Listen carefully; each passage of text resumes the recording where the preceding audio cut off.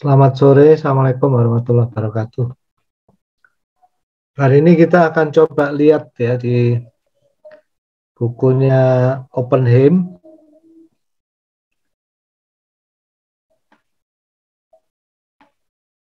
tentang Laplace transform. Yang menarik ini dia memang memparalelkan continue dengan discrete, sehingga Laplace transform di sini langsung dijelaskan bareng dengan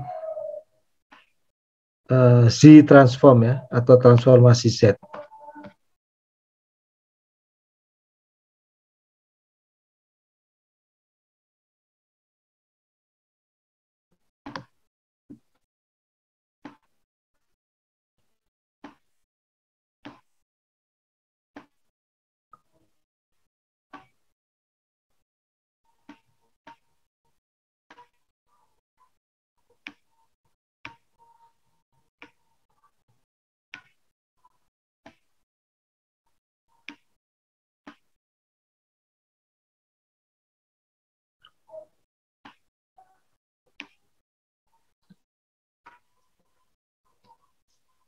Ini definisinya dulu.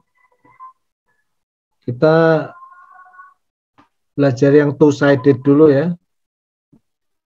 Nanti ada yang one-sided. Yang two-sided itu maksudnya dari min tak hingga sampai plus tak hingga.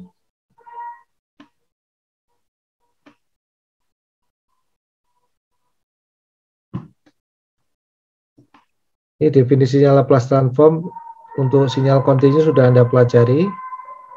Ya.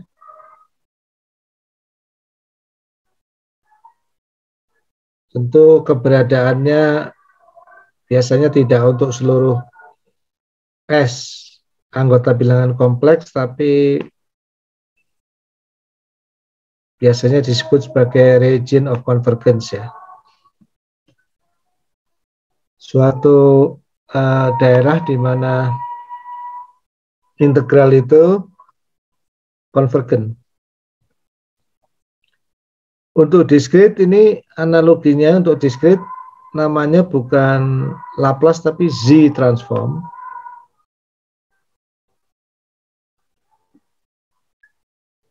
Dia juga memetakan sinyal waktu discrete ke sinyal dalam domain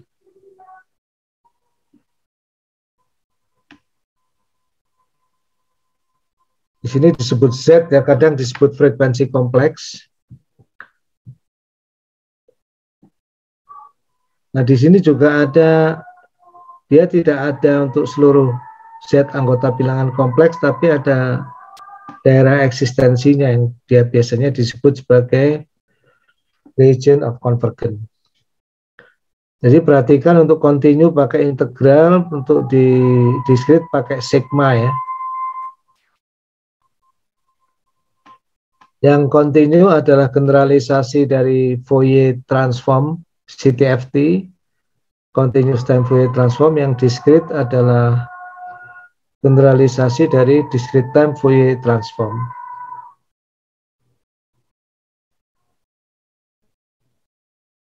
Nah, kemudian di sini ada sebuah penjelasan menarik ya.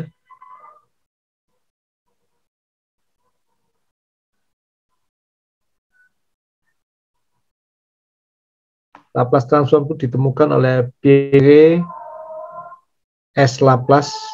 Setahu saya itu Simon ya, Simon Laplace. Matematikawan Prancis ya. Terus itu digunakan, transformasi Laplace itu digunakan untuk menganalisa rangkaian listrik. Tapi sebetulnya actually merupakan penggunaan transformasi Laplace untuk teori rangkaian listrik ini dilakukan oleh seorang otodidak ya, self-educated otodidak, fisikawan yang sangat hebat, namanya Heaviside ya. Nah, Heaviside, kalau Anda lihat ini lahirnya setelah Laplace ya, setelah Laplace meninggal 23 tahun. Heaviside ini karyanya luar biasa, dia mengembangkan operasional kalkulus.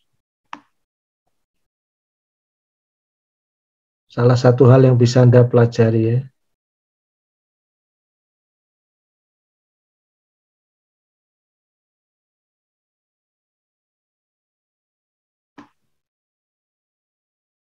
Yang masih terkait dengan Laplace transform ya. Tapi ini pada saat dia hidup itu apa nggak populer, itu nggak mencuat tuh, dan meninggal diabaikan ya. Mirip Vincent van Gogh lah, lukisannya menjadi sangat mahal sekali jauh setelah Vincent van Gogh meninggal.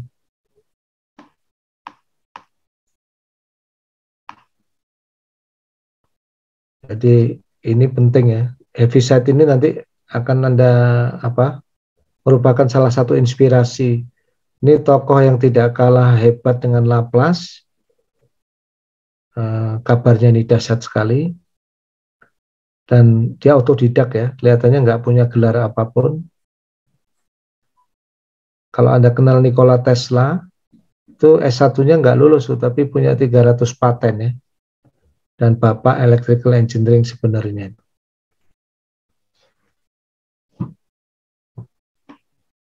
Oke.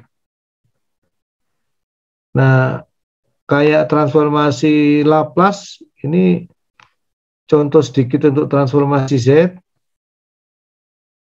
Misalnya sinyal AN ini ya mirip sama transformasi Fourier-nya ya, tapi diganti Z lah ya. Visi Pak. Tahu. Ya, gimana? Itu maksudnya 1N itu apa ya? 1N ini artinya kalau di buku lain itu UN ini. Sinyal unit step. Ini di buku Oppenheim notasi 1N itu kalau di buku lain UN. Artinya sinyal tangga satuan ya, unit step.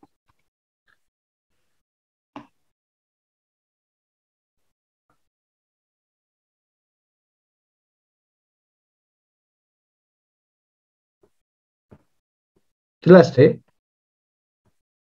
Jelas Pak, makasih.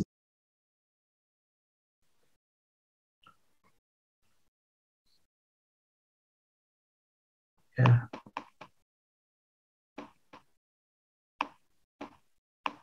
Dalam kuliah ini kita transformasi zati hanya dikenalkan sekilas ya, karena dalam kurikulum Anda akan dapat khusus pendalaman yang discrete time ini di pengolahan sinyal diskrit.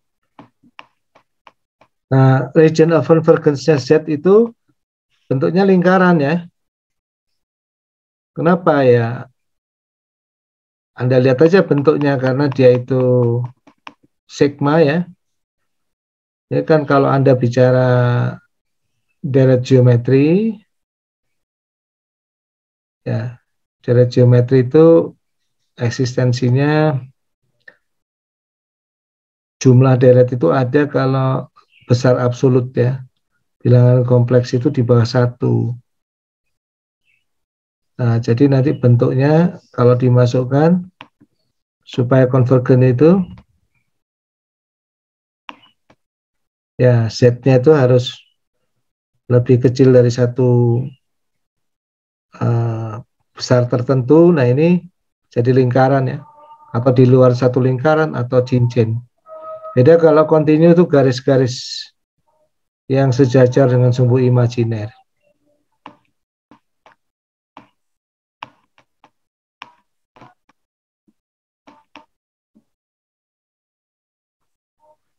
Salah satu kenapa saya menganjurkan Anda baca bukunya Pak Oppenheim ini juga, supaya Anda tahu bahwa kontinu dan diskrit itu tidak terpisah ya. Sebetulnya ya mirip-mirip saja. Nah, ini kalau yang contoh untuk Laplace transform, kita sudah beberapa kali ya. Ya, E pangkat AT itu menjadi 1/S min A. Ini misalnya untuk pangkat min AT kali fungsi satuan, fungsi tangga satuan.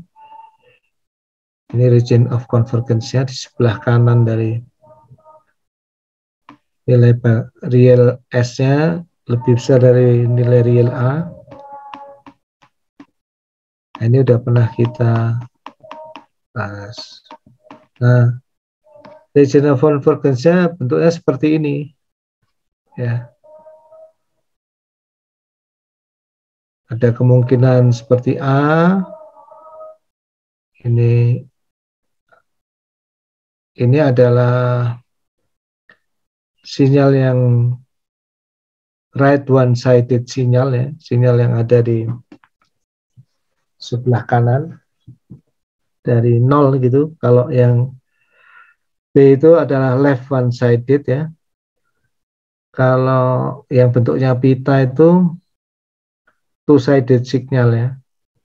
Ada di sebelah kanan sampai tak hingga maupun sebelah kiri sampai tak hingga.